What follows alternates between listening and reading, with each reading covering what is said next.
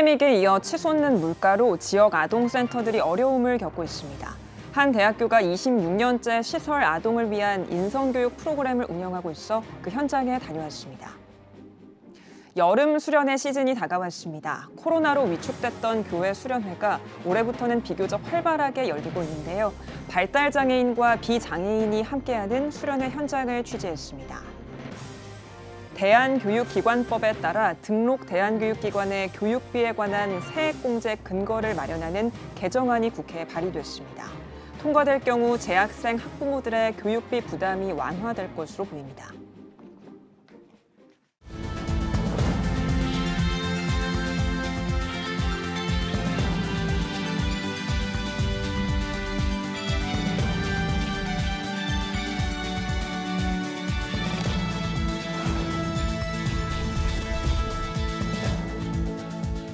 시청자 여러분 안녕하십니까? 7월 27일 CTS 뉴스입니다.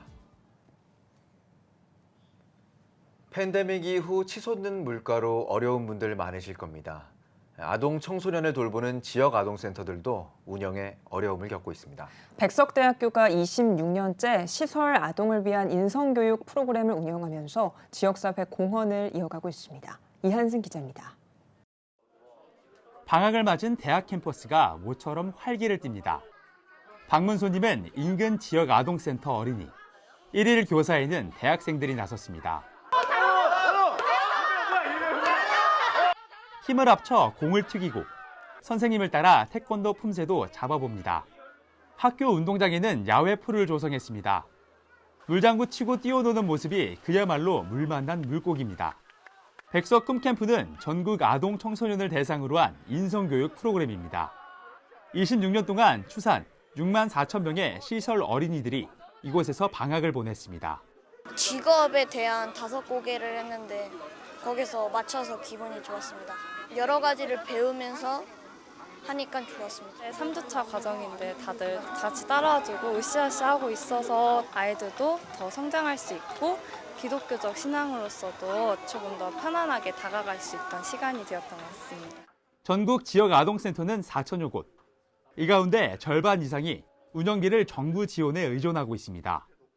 요즘 같은 고물가 위기가 닥치면 결국 문화활동 프로그램에 허리끈을 졸라맬 수밖에 없습니다. 그렇기에 대학 캠퍼스에서 마련한 행사가 더욱 뜻깊습니다. 아이들이 그동안 감춰놨던 그런 에너지가 적극적으로 발산되는 모습들이 보이면서 사랑과 섬김을 통해서 아이들이 평화를 찾는 느낌이 들어요. 주최 측은 이웃을 섬기는 사회 공헌을 실천하고자 캠프를 운영하고 있다면서 앞으로도 지역 이웃과 소통하며 다채로운 프로그램을 마련해 나가겠다고 전했습니다. 어린이들의 눈높이에 맞춰서 예수 그리스도의 사랑을 전하고 어린아이들이 많은 은혜를 받고 새로운 비전을 품고 하는 CTS 뉴스 이한승입니다. 여름하면 빼놓을 수 없는 행사죠. 여름 수련회 시즌이 다가왔습니다. 코로나로 그동안 위축됐던 교회 수련회가 올해부터는 비교적 활발히 열리고 있는데요. 소망교회 소망부도 코로나 이후 3년 만에 대면 여름 수련회를 마련했습니다. 발달장애인과 비장애인이 함께 어우러지는 특별한 시간이었다고 하는데요. 이현지 기자입니다. 물총과 양동이 등 각종 물놀이 도구가 준비된 잔디밭에 성도들이 자리 잡습니다. 물통에 물을 가득 채워 장전하면 물놀이 준비 완료입니다.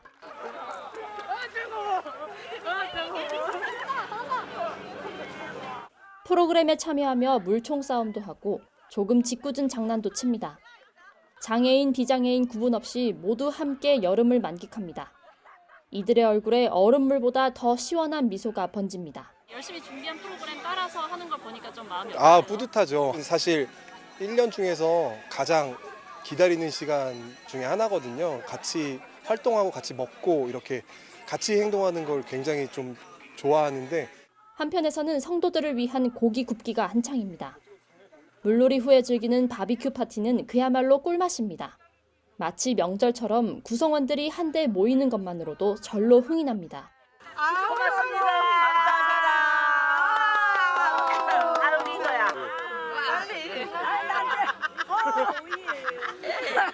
감사합니다. 학생들이 금방 이렇게 따뜻한 거 부어서 먹으니까 맛있어 하는 것 같아요. 더 즐겁습니다. 소망교회에서 지적장애인과 발달장애인을 위한 부서 소망부를 만든 것은 1984년, 한국교회 최초입니다. 특히 여름과 겨울 두 차례에 걸쳐 열리는 수련회는 20년 이상 이어오고 있습니다. 1박 2일 행사에 하나님께 기도하고 찬양하는 영성훈련도 빠지지 않습니다.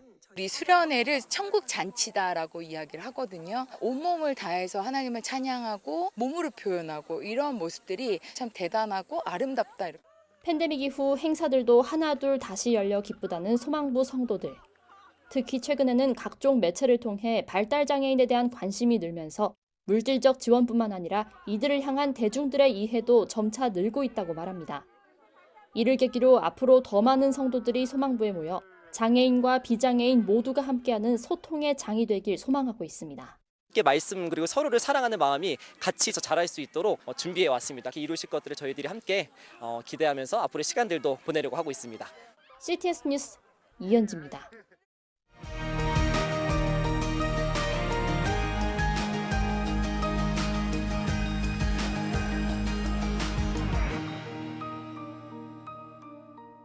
대한학교도 교육비에 대한 세제 혜택의 길이 열렸습니다. 최근 세액공제 적용 대상에 대한교육기관법에 따라 등록된 대한교육기관을 포함하는 법안이 국회에 제출된 건데요. 학생과 학부모들의 교육비 부담 완화에 상당한 도움이 될 것으로 보입니다. 김인혜 기자입니다. 올해 1월부터 등록제를 주요 내용으로 하는 대한교육기관에 관한 법률이 시행되면서 현재 각 시도교육청은 대한교육기관 등록을 위한 심의 절차를 진행하고 있습니다.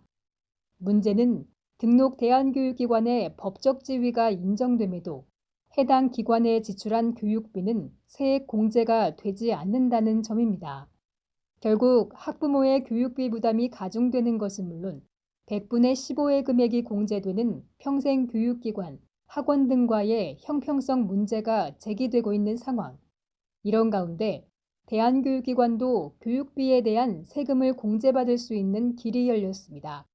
더불어민주당 박찬대 의원은 최근 소득세법 지방세 특례 제한법 일부 개정 법률안을 대표 발의했습니다.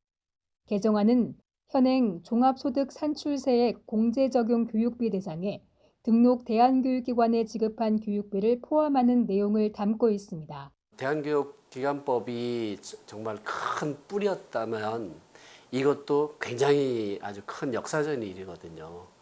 곧 대한학교가 우리나라에서 또는 사회적으로 또는 제도적으로 인정을 받는다는 그런 의미라고 보시면 됩니다. 교육비 세액 공제에 대한 법적 근거가 마련된다는 소식에 경제적 부담이 컸던 학부모들은 환영하는 분위기입니다. 똑같은 국민이고 세금을 내지만 혜택은 받지 못하고 있었던 거잖아요. 근데 경제적인 부담 무시 못하거든요. 그거를 이제 뭐 1, 2년 보내고 마는 게 아니라 쭉 보내야 되는 거기 때문에. 근데 그 부분에 대해서 같이 법적으로 그런 부분들을 보상을 받을 수 있다는 건 되게 큰 것 같아요. 대한교육 관계자들은 일부이긴 하지만 정부의 재정 지원을 받는 길까지 열릴 수 있다며 학부모들의 적극적인 협력을 당부했습니다. 대학교들의 힘보다는 이와 관련된 학부모들의 힘이 더 필요하죠. 학부모들이 직접 나서서 자기 지역구에 있는 의원들을 찾아가고 또는 국회를 방문해서 꼭 그 필요하다는 것을 의견을 전달해야 이것이 민생 법안이라는 것을 국회에서 깨닫게 되고 아마 좀 더 빠르게 움직이지 않을까. 대한교육기관법이 여야 합의로 통과됐듯이 세액 공제 관련 법안 추진도 합의를 이룰 수 있을지 관심이 모아지고 있습니다. CTS 뉴스 김인혜입니다. 다음 소식입니다. 대한민국 수도 서울의 건전한 문화 확산과 저출생 문제 해결을 위한 교회의 역할을 논의하는 자리가 마련됐습니다. 서울시청에서 오세훈 서울시장과 한교총 류영모 대표회장, 그리고 CTS 회장 감경철 장로를 비롯해 서울시 문화본부 관계자 등이 참석했습니다. 이 자리에서 한교총 류영모 대표회장은 서울시가 대한민국의 희망과 기대가 되길 바란다면서 초저출생 시대 극복을 위해 오는 8월 24일 한국교회가 중심이 돼 출범 예정인 다음 세대 국민운동본부의 역할에 관심이 필요하다고 전했습니다. 또 CTS 감경철 회장은 서울시가 한국교회가 가진 130년의 경험과 인프라를 활용한다면 저출생 문제 해결은 물론 세계인의 관심을 끌 우리만의 문화 창달에도 큰 도움이 될 것이라고 말했습니다. 이에 오세훈 서울시장은 서울시는 약자와 동행하는 시 행정을 추진하고 있다면서 한국교회의 협력과 지원이 세계적인 수도 서울을 건설해가기 위한 사업에 크게 기여할 것으로 기대한다고 전했습니다. 한편 한교총과 CTS는 11월 코리아 퍼레이드를 비롯해 매년 성탄절을 앞두고 서울광장에서 성탄축제를 개최하고 있으며 서울만이 가지고 있는 문화를 토대로 건전한 축제 문화 정착과 시 발전을 위해 서울시와 협력해 오고 있습니다. 샬롬을 꿈꾸는 나비행동 샬롬 나비가 신천지가 신문사의 신천지 예수교회로 광고를 낸 것과 관련해 논평을 발표했습니다. 샬롬 나비는 논평에서 신천지가 신천지 예수교회라는 새 간판을 내걸고 일간 신문사의 신천지 세미나 광고를 내고 선전하고 있다며 정통교회를 공격하면서 예수교회 간판을 단 것은 전형적인 위장술이라고 주장했습니다. 또 신천지 이만희 교주는 그동안의 잘못을 회개하고 소위 말씀 집회로 갈취한 돈을 모두 제 주인에게 돌려줘야 한다고 강조했습니다. 이어 구속 상태에서 보석으로 풀려난 신천지 이만희 교주를 다시 구속해야 한다고 덧붙였습니다. 대한예수교장로회 합동총회 전국 원로장로회 연합회가 30주년 기념 축하 감사 예배를 드렸습니다. 기념식에서 전국 원로장로회 연합회 이강희 회장은 30년 동안 장로회를 인도하신 하나님께 감사드린다며 앞으로 더 부흥 발전하는 연합회가 되도록 힘쓰겠다고 기념사를 전했습니다. 이날 기념식에서는 30주년 연혁 보고와 기념 공로패를 수여하고 시흥교회와 청라교회에 개척교회 후원금 각각 100만 원을 전달했습니다. 군선교회, 사회복지, 또 미자리교회 이렇게 돕고 앞으로 우리가 더욱더 원로 장로님들이 기도하면서 더 선한 사업에 힘써 줄 것을 다짐하면서 또 앞으로 더욱더 발전할 줄로 믿습니다. 앞서 일부 예배에서 구원에 급수란 제목으로 설교를 전한 성북교회 이태희 원로 목사는 주님 부르시는 날까지 헌신하며 주님 앞에 서는 날 생명, 영광, 기쁨의 면류관을 받아쓰길 축복한다고 말했습니다. 한인 세계 선교사 지원 재단이 미주 한인 예수교 장로회 세계 선교회와 선교사 복지 지원을 위한 업무 협약을 체결했습니다. 선교사 지원재단은 업무 협약을 통해 미주 한인 예수교 장로회 세계 선교회 소속 선교사들에게 선교사 복지 카드를 발급하고 지원재단 협력 병원과 기업에서 받을 수 있는 할인 혜택을 제공할 계획입니다. 선교사 지원재단 강윤식 이사장은 선교를 위해 헌신하는 선교사들에게 조금이라도 도움을 줄 수 있도록 최선을 다해 섬기겠다고 전했습니다. 한국 YWCA 연합회가 한국 YWCA 기독 여성운동의 기억과 전망을 주제로 역사 포럼을 개최했습니다. 포럼에서는 한국 기독교 역사문화재단 손승호 박사와 장로회 신학대학교 김은하 박사가 일제강점기부터 6.25 전후의 한국 YWCA 기독 여성운동에 관해 발제했습니다.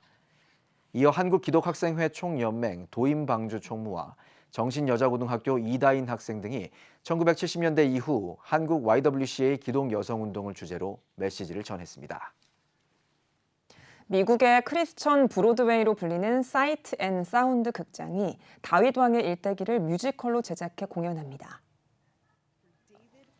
사이트 앤 사운드 극장이 제작한 뮤지컬 다윗 라이브는 다윗의 소년 시절부터 블레셋의 거인을 죽이고 이스라엘의 왕이 되는 과정을 담고 있습니다.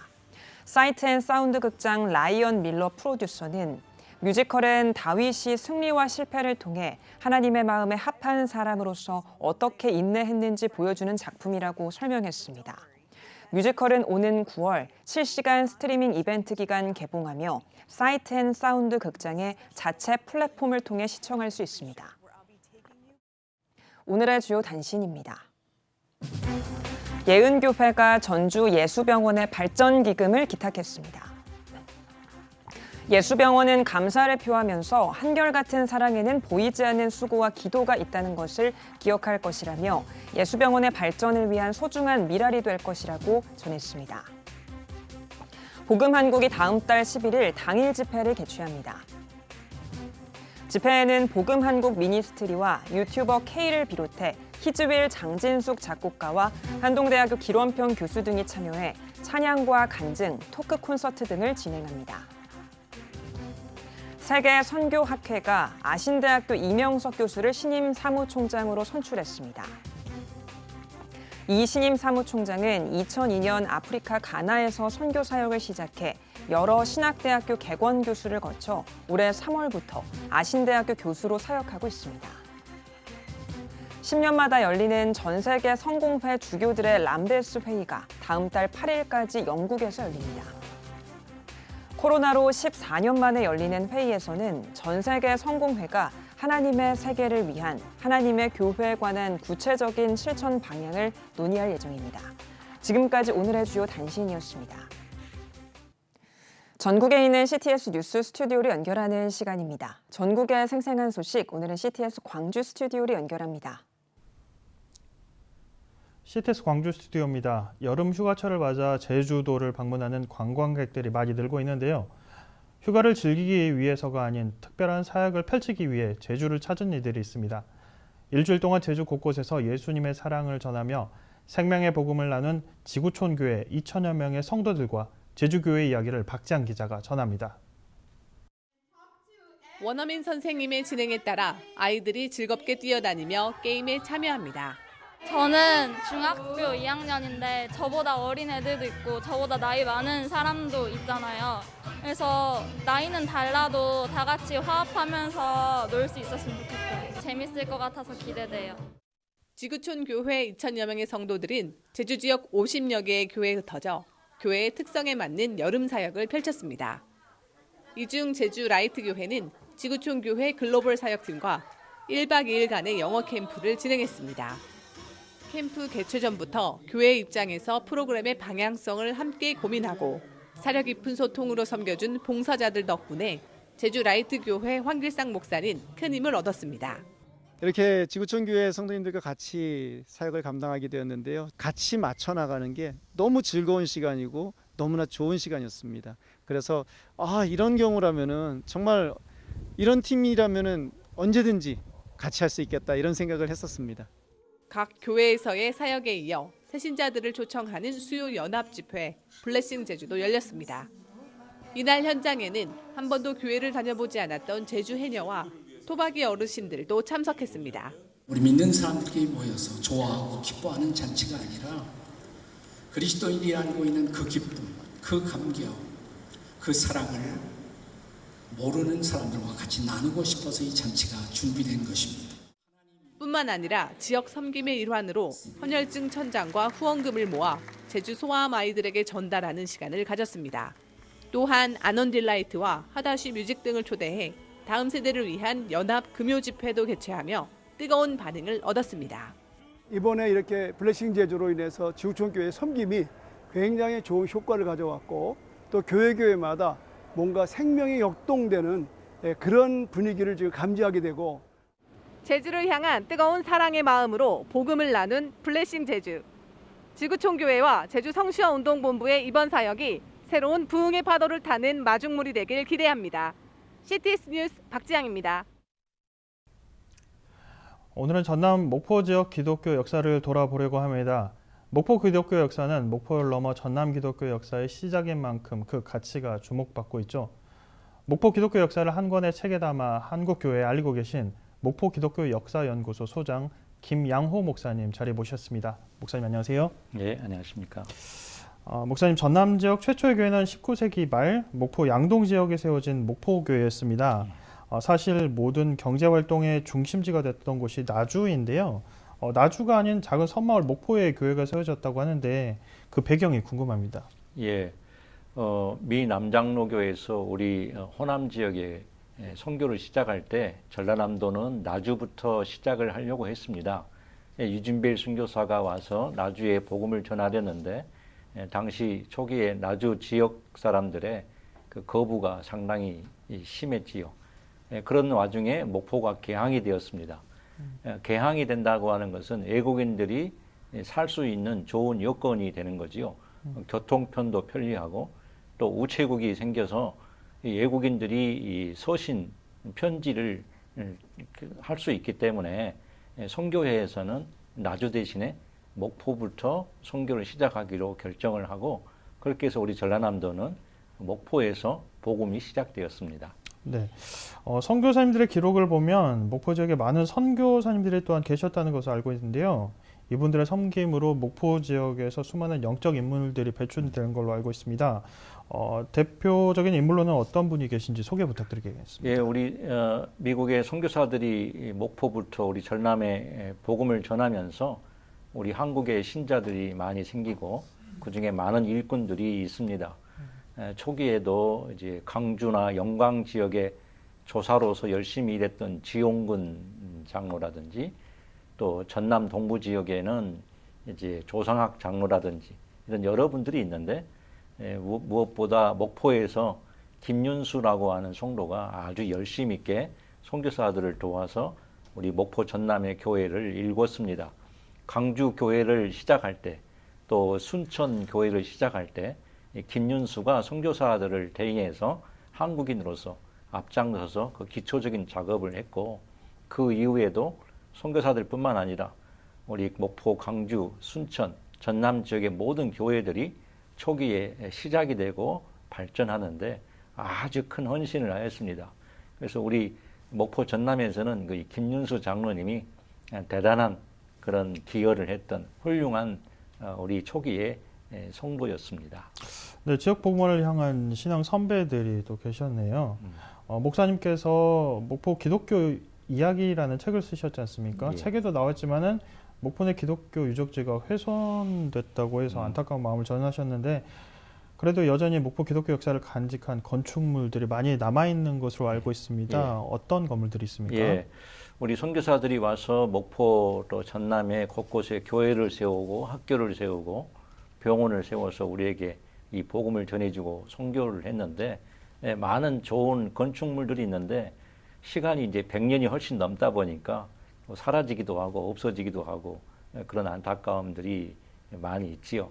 근데 그 가운데 1911년에 세워진 우리 목포 전라남도 최초 교회 양동교회는 그 예배당 건물이 지금까지 잘 보존되어 있습니다. 이제 그 역사도 110년이 넘는 역사 동안 그 건물이 사라지지 아니하고 지금도 교인들이 쓰고 있는 좋은 예배당으로 남아있는 게 양동교회 예배당이고 그리고 이제 목포 정명유학교에 가면 거기에 예전에 이제 선교사들이 묵었던 사택들이 참 많이 있었는데 그 중에 2채가 지금도 잘 남아 있습니다. 그래서 그 사택도 역시 문화재로 지정이 되어서 우리가 그 선교사들이 어떻게 살았는지를 잘 볼 수 있고요. 또 재미있는 거는 목포 근대 역사 거리에 가면 목포 일본 교회도 있습니다. 일제 시기에 이제 일본인들이 목포에 많이 살았는데 일본인 가운데 기독교인들이 있었습니다. 그 일본인 기독교인들끼리 자기들끼리 모여서 예배하던 일본 기독교회가 있었는데 그 건물도 지금 남아 있습니다. 아마 우리나라에 일제 시기에 세워졌던 일본 교회 건물로는 유일하게 남아 있는 건물 아닌가 싶고요. 또 재밌는 거는 목포 그 양동 선교부 지역에 나무가 하나 있는데 태산목이라고 하는 아주 큰 나무가 하나 있습니다. 서울에는 이제 그 언더우드 나무라는 것도 있었는데 목포에도 이 선교사들이 자기들 고향에서 자라던 이 태산목이라는 나무를 가져와서 우리 목포 양동에 심고 그것을 보면서 이제 고향을 그리워하고 그랬는데 아직도 그 나무가 잘 자라고 살아 있어서 매우 큰 의미를 지니고 있습니다. 네, 목포 곳곳에 기독교의 역사가 정말 살아 숨쉬고 있는 것 같습니다. 최근 목포 지역 교계에서 목포권 기독교 근대 역사관 건립을 위해 마음을 모은다고 들었습니다. 그런데 최초 목포 교회 설립 연도가 1897년도인지 1898년도인지 정확히 정리되지 않았다면서요. 역사관 건립의 기초가 될 기록인데 이 역사를 어떻게 정리해야 되겠습니까? 예, 우리가 교회 역사가 이제 상당히 오래된 만큼 과거의 역사도 잘 정리해서 우리가 그것을 잘 기념하고 또 우리 후손들에게 잘 물려줘야 될 책임이 있는데, 목포 교회는 지금까지 1897년 3월 5일 시작된 걸로 알고 지켜왔습니다. 그것은 이제 과거 일제 시기에 일본 사람들이 썼던 기록에 근거하여서 우리가 그때 당시로서는 잘 검토하지 않고 고스란히 그렇게 알고 지내왔는데, 최근에 많은 사료들이 발견되었습니다. 특별히 목포 교회를 시작한 유진벨의 편지라든지 또 유진벨을 포함해서 목포 전남에 있는 모든 일꾼들이 함께 만든 우리 한국의 장로교 사기책이 있습니다. 그 자료들을 보면 1898년 5월 15일 날 목포 교회에서 처음으로 예배 드렸다고 하는 유진벨의 편지와 그 기록들이 많이 남아 있습니다. 그래서 이제 우리가 역사를 잘 정리해야 되는데, 기존에 알고 있었던 것과 많이 혼동이 되는 상황이어서 우리가 잘 협의하고 토론하고 역사를 바르게 정리해서 우리가 우리 후손들에게 우리의 교회 역사를, 우리 하나님의 은혜를 바르게 잘 알려드리는 책임이 또한 우리에게 있다 할 수 있겠습니다. 네, 역사를 바로 세우고 지키는 일에 함께 마음 모아 기도하겠습니다. 예. 오늘 말씀 감사합니다. 예. 네, 다음은 호남 지역 단신 뉴스입니다. 제1회 여수 조찬기도회가 여천교회에서 개최됐습니다.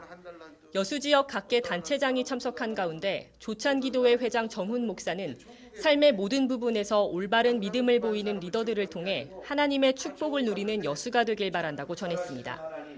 지역 발전과 교회 부흥을 위한 여수 조찬기도회는 지역 지도자들이 모여 매월 셋째 주 월요일 기도할 예정입니다. 제30회 한국기독교장로회 남신도회 제주연합회 제주대회가 열렸습니다. 시작하는 예배에서 말씀을 전한 모슬포교회 손재훈 목사는 우리를 착하고 충성스럽다고 말씀해 주시는 예수님의 은혜를 기억하며 겸손함을 구하자고 권면했습니다. 이어 CCM 가수 강성훈을 초청한 찬양 집회와 세안교회 김명택 목사의 영성 세미나가 진행됐습니다. 대한예수교장로회 합동 남광주 노회에 속한 세희망교회는 예배당을 이전하고 감사 예배를 드렸습니다. 세희망교회 김장수 목사는 하나님께서 허락하신 이 예배당에서 지역과 함께 상생하며 부흥할 수 있도록 헌신하겠다고 전했습니다. 세희망교회는 불우이웃 돕기 바자회와 지역 주민 초청 부흥 집회 등 지역 복음화를 위한 사역을 펼치고 있습니다. 지금까지 CTS 광주 스튜디오에서 호남 지역 교계 소식 전해드렸습니다.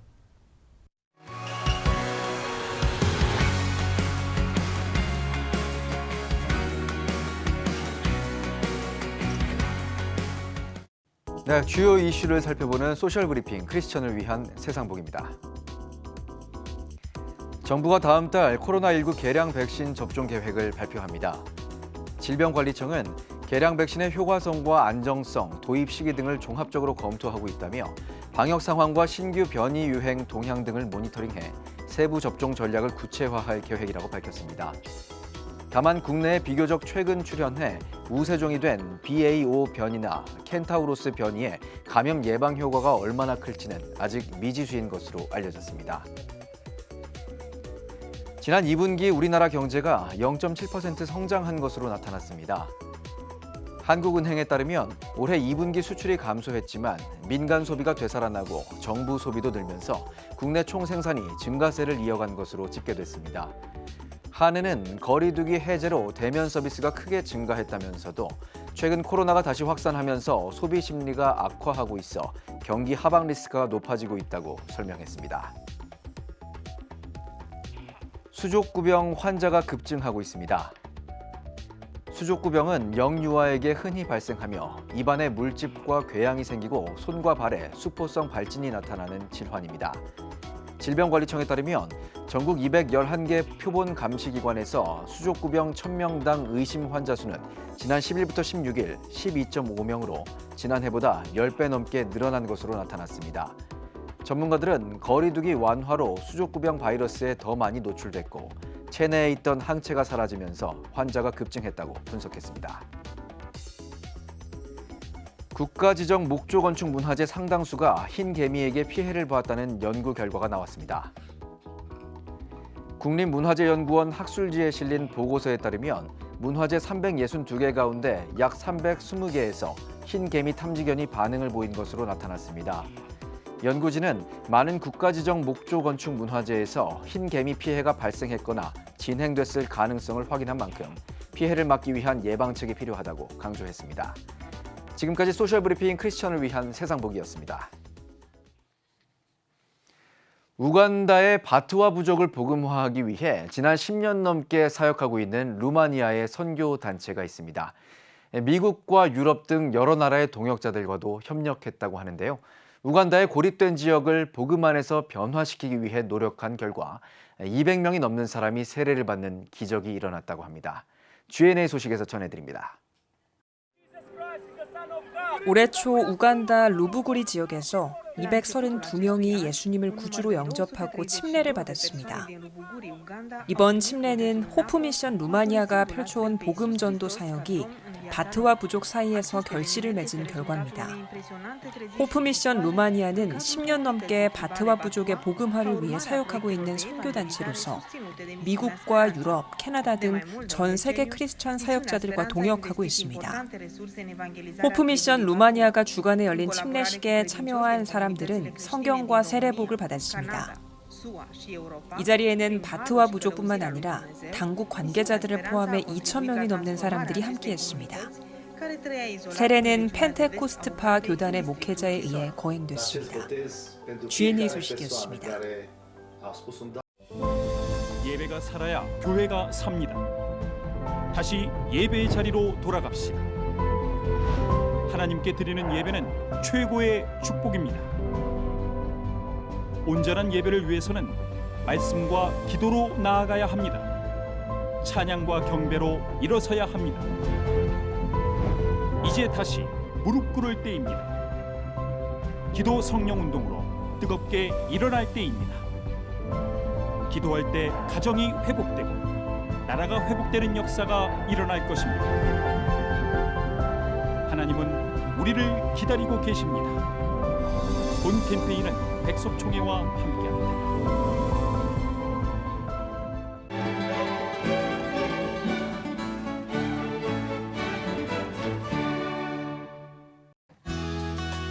내일은 전국에 구름이 많겠습니다. 아침 최저기온은 22도에서 24도, 낮 최고기온은 25도에서 32도가 되겠습니다. 주간 날씨 해봅니다. 30일은 전라권에 소나기가 오는 곳이 있겠습니다.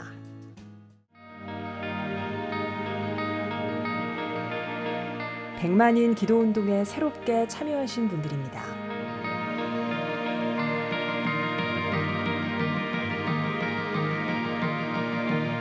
백만인 기도운동을 통해 보내주신 후원금은 국내는 물론 전 세계를 향한 CTS의 영상 선교 사역을 위해 소중하게 쓰이고 있습니다. 유럽의 기록적인 폭염에 전 세계가 주목하고 있습니다. 기후 위기로 인한 지구 온난화를 우려한 세계인들의 시선인데요. 하나님의 창조 세계는 세대를 초월해 인류가 다음 세대에게 물려줘야 하는 가치이자 책임이지만 지구의 회복을 위한 골든타임이라는 충고에도 불구하고 그 대응은 충분하지 못한 것 같습니다. 정치적인 논쟁과 경제적 명분으로 망설이고 있는 인류의 지금 모습이 기후위기에 따른 더 큰 재앙으로 다가오지 않길 바라겠습니다. 이를 위해 보다 적극적인 대안이 마련될 수 있도록 기도해야 할 것 같습니다. 길었던 장마가 끝나고 본격적인 폭염이 예고되고 있는데요. 건강관리에 각별히 유의하시길 바랍니다. 네, CTS 뉴스 오늘 순서 여기까지입니다. 시청해주신 여러분 고맙습니다.